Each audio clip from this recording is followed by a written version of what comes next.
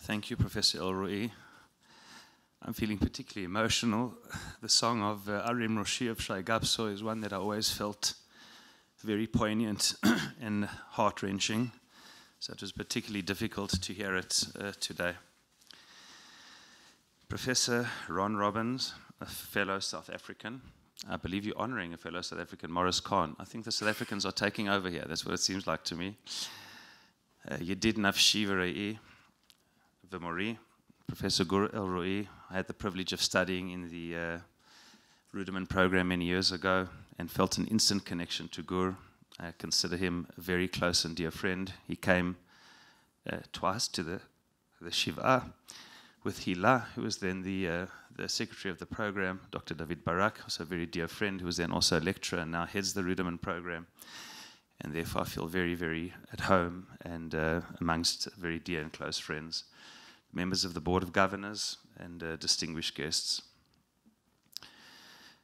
Our son Daniel, on the 7th of October, was considered missing. He was also, before he was a hostage, he was a ne'edar.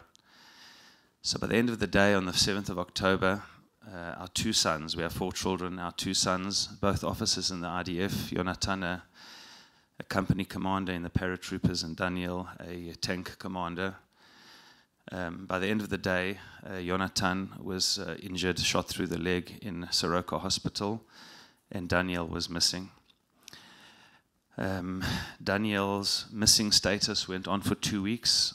Then it was karov levadai chatuf, in all likelihood captive, then taken hostage. And for a month later, we heard he was injured also. They found blood in and around the tank, and they found his uniform on the way to the border, which we're very grateful that they found it because we were able to bury it. It was blood-stained. So we knew he was injured, but we were hoping and praying it was a light injury.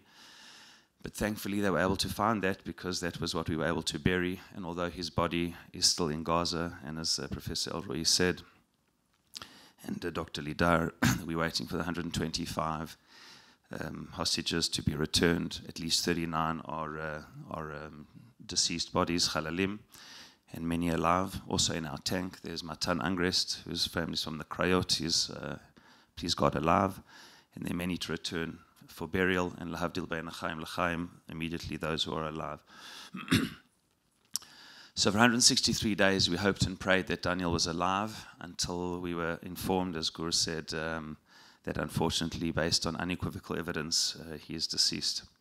So for the last 2.5 months, we've had to manage the transition from the hope and anguish of having a male soldier officer in the hands of Hamas, who we hoped and prayed was alive, but we struggled to deal with what that meant, what torture he might be undergoing, and if and when we'll ever see him again, to one which we know that, thankfully, as my wife has said, as hard as it is, he didn't suffer. He never suffered. He's not suffering, and he won't suffer. But we have a lifetime to deal with the grief of loss, which we are in the process of dealing with. One of the great blessings on that day for us was that our son, Jonathan, was not killed. Jonathan fought in 6 different places. Daniel was in Nachal Oz base with his crew and fought for 2.25 hours. We listened to the recording, just unbelievable bravery of the black box of the tank. Jonathan was at home with his Kala, his then fiancée, and his Magad, the head of the base, where he was a company commander of the new recruits, said whoever should come to Sderot. He came and he fought for 6 hours in Sderot, Tzomet HaKshatot, Kfar Aza, Saad. Eventually, just as Providence would have it, he was the commanding officer who retook the Nachal Oz base, where his brother had been killed and taken hostage from a few hours before. And after 2 hours of battling in Nachal Oz, they saved 22 soldiers, 20 female and 2 men soldiers who were hiding, the last alive in the base. And at the end of the battle, he was shot and through the thigh. I don't have enough words of appreciation and gratitude of how I know Jonathan could have been killed in that day. You know, we heard the very moving list of 58 people. Our son was amongst them, who connected to the University of חיפה. And then you go to the Kutz family, 1, 2, 3, 4, 5. In what world do we live that you have to go through mothers, fathers, children, grandchildren? It's just an unbelievable world. And I know that we could have been a bereaved family of 2 soldiers, of 2 sons. And I feel enormous gratitude for 2 things: that Jonathan somehow survived. He got married 10 days later, even though his brother and best friend was missing. And he's back in the army, but Baruch Hashem, they married and well. And Daniel, although he was killed, he fought very, very bravely, saved many lives. We had 2 families from kibbutz Nachaloz who came to our shiva in tears to thank us, and they said, you know, our kibbutz has 130 children, all 130 are fine.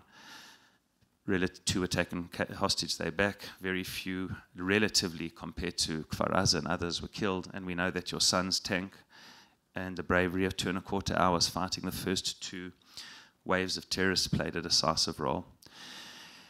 And I just want to end and say, the thing that I believed in most before October 7th, and how much more so now, is the absolute critical importance of Jewish unity.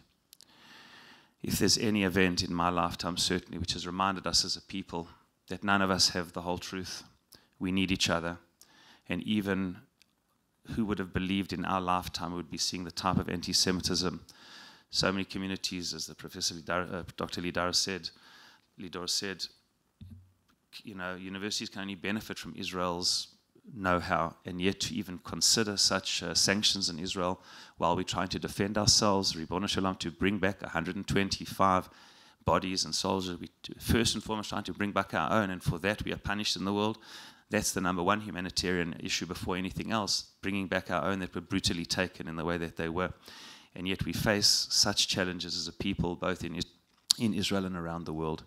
But for me, the great hope is not only in the resilience of the Jewish people, the incredible resilience, but our ability to come together in times of challenge, and please God that should stay with us. Even though many of the systems, political and army systems, were not so active on October 7th, the citizenry, the deep bonds of love that we have for each other from across the board in Israel, our 2 sons and all of our children and parents, people, everyone put their bodies on the line and did anything and everything across the board to make sure that we would be safe.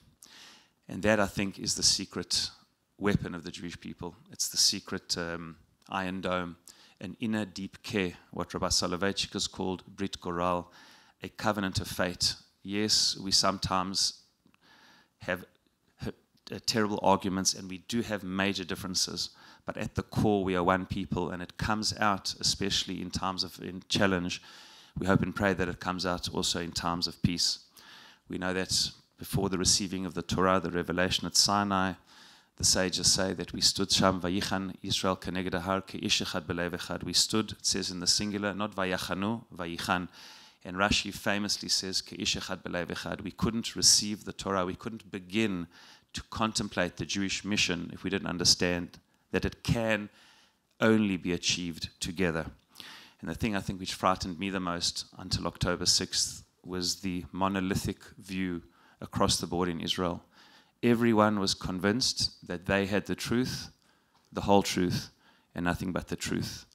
Rabbi Kook defines an extremist as a person who's absolutely right about one thing, and they make that one thing the only thing. The Torah and the Talmud is replete with Elu ve'elu divrei Elokim chayim. It used to drive me mad in yeshiva. I said, but what's the answer? What am I supposed to do? Well, this Amora says this, and this one says that, and this one. But what's the bottom line? There's different. Well, what do you mean there are different approaches? You can only do one thing. Shivim panim la Torah, Elu ve'elu divrei Elokim chayim. And unfortunately, I think we've got into a rut for many years, and it doesn't even matter who's to blame. I don't even think personally, we definitely need to have a national inquiry, an investigation. But I think all of us can already point at who we know is to blame. I can already write a report of who everyone in the community, Israel, thinks is to blame, because Merosh, we already are convinced who's to blame. And you know what? We all bear some responsibility. And it might be that we all look inward. And it could be that all of us, when we look inward, realize we have a part of the truth and not the whole truth. And how dare we believe that we can totally cancel other people, and it doesn't matter from what side you are, because we are absolutely convinced that there is only one way, that is the only way. It's become a zero-sum game, and there's no other way of looking at the world. But Jewish tradition is Elu ve'elu divrei Elokim chayim. Both have an element of the truth. And I really believe when you look at the internal arguments, everyone has a kernel of absolute truth. The question is, how can those work together? Our great prophets have always said, one of the great visions of the prophet Zechariah was, V'ha'emet v'ha'shalom ehavu. To be right and to be true is not so difficult. We called an kshe oref. Rav Kook says, why are we called a stiff-necked people? Because a person can only see one direction. I remember when I realized how hard this was is when I had a sore neck and I wanted to drive. I couldn't drive because I realized to drive you have to look to the side to see each side mirror, behind, and I could only see forward. If you can only see what you see, then you actually can't go forward because you don't see so much else. And our challenge is that each and every one of us, there is a kernel of absolute truth. But the question is, can we take our truth, which is 100% right, and say, Shivim Panim, it's a shade of the truth. And the strength of the Jewish people has always been different tribes, different ways of viewing the world, and bringing them all together. I hope and pray since October 7th, and we've seen that to me, it matters less whether we're right or wrong. It matters more whether we do it together. Doesn't matter whose hands are on the steering wheel of the ship of Jewish destiny, when there are cracks in the ship, when the ship might sink, when you wake up and realize we live in such tempestuous waters. I was speaking to the family from Los Angeles who came from that the library is named after, who came from Iran in 1979. And in 1979, under our noses, a nation which we have no territorial issue with, no issues with, puts in its national constitution that its most important thing is to destroy the Jewish people, the state of Israel, that it has no territorial issue with. If anything, there's a wonderful history between Persia and Israel. This incredible, illogical, irrational anti-Semitism. But at the end, we have tempestuous waters, but we have each other. And the boat of Jewish destiny has been in these waters for years and years, and it hasn't only, for decades and millennia, and it hasn't only survived, it has thrived. But the key is ke'ish echad, b'lev echad, to have a culture where we disagree. We will always disagree because there's different shades of truth. Truth is not monolithic, but the ability to say maybe the truth can be pluralistic, there can be different shades, and most importantly, if we can navigate the waters together and share the steering wheel and make sure that we keep patching up all the cracks, that we've got a very powerful ship, that we can navigate the tempestuous waters, to me that's the most important thing. I think we've had the most horrific reminder. Our family has paid a price. Many other families have paid a price. Our country and people are still paying a price as we speak, and we hope and pray that as a people, all of us together will be able to, the most beautiful Hebrew word that I love, I didn't know it before I came to Israel, lahachil. There's no word for it in English. It's to accommodate, to make space for. Lahachil means views, and if we first and foremost can get our own house in order and our own ship in order, I believe we'll be able to stand up to the most tempestuous waters as we always have. Thank you very much.